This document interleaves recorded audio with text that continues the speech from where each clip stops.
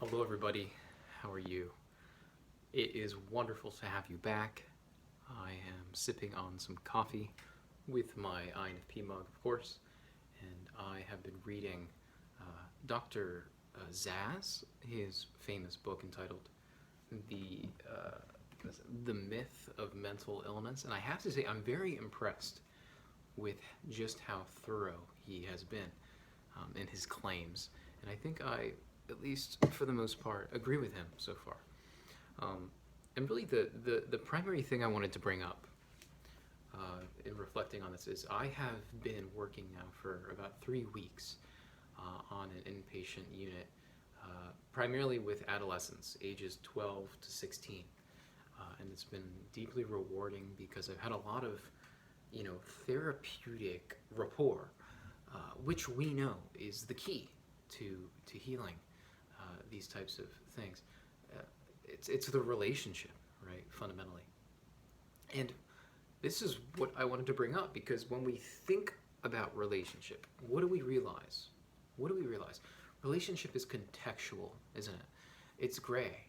It's mysterious. It's by and large, it's a dynamic process. It's the interplay between the individual and the other, and the process of interchanging psychological, psychic energy, dynamics between power and all of these factors, these social factors, are really manifesting themselves. There's an ebb and there's a flow within relationship.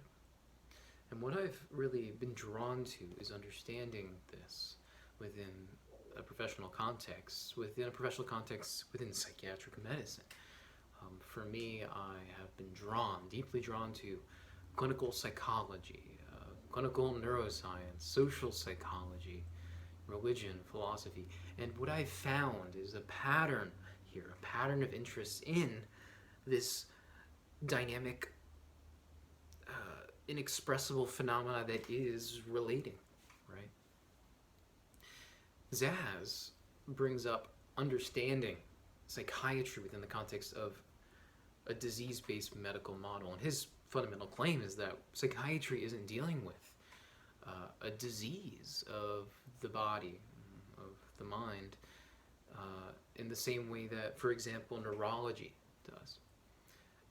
And his big claim is that really what is being dealt with is something like what is happening behind the physical that points towards the physical or the objective phenomena. He calls it the meta, right? The meta, or what is going on just above the objective phenomena.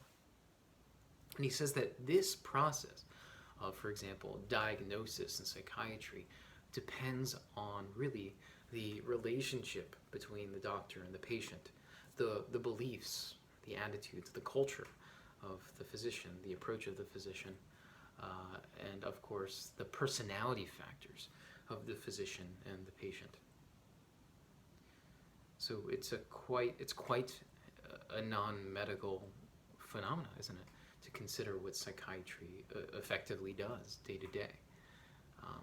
So when we think about psychiatry, at least, and we want to be honest about what psychiatry is doing right now, I think we need to get really honest about thinking about it in terms of culture, right? Within culture, there is a source of authority that makes claims about what is considered permissible and not permissible, normal or not normal. I think that the psychiatrist is essentially in the position of making decisions about what is and what is not normal. And I think that this is a very powerful and important role within a secular society, a society that really concerns itself with moral and social issues under the idea that everything is very much relative to the individual. And so, as I come to terms with this fact, this truth, I am comforted because I have been consistently drawn to studying relationship, what it even is, that phenomena of me relating and that phenomena of being related to. and what it might mean consequentially to be in a source of authority as a psychiatric provider in assisting that process towards truly something akin to healing. And what it would mean for me to heal, not in an abstract sense, but in a truly deep felt sense of relating. What I've concluded is much of this will not be done on my own, through my own will. My will is part of the equation. And interestingly, my own personality is part of the equation. My history is part of the equation. My physical body, the way I look, the unconscious emotional factors that interact with the other are part of the equation, but interestingly, they too are interacting with me. And it is the power of the situation. The situation, yes. The culture, the milieu, the environment. It's the power of those factors, right, that interact with the individual that probably are the primary mover in relationship. So this is why I'm interested in personality. This is why I'm interested more generally in culture. And this is why I am striving to wake up, Joey, to the truth, which is we're dealing with primarily issues of culture, issues of living, issues of sociality, issues of learning how to relate, when it's appropriate to relate. We're dealing with rules of society, primarily in psychiatry. And as such, we should approach the questions to try to deal with society. Now, I would be irresponsible to say that there aren't medical factors at play within symptoms and psychiatric illnesses.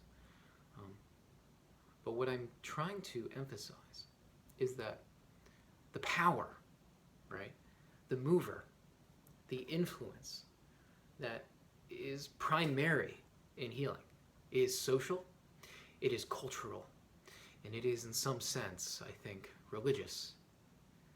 And I think psychiatry has kind of filled that role within the secular society. Let me know what you think. I need to get your opinion. I want to hear your view, and I want to bring you a hopeful message that is, you have a say in how you relate to the culture, how you move the culture, how you position yourself within the culture. And you have a great responsibility in how you choose to essentially live. To living. See you soon.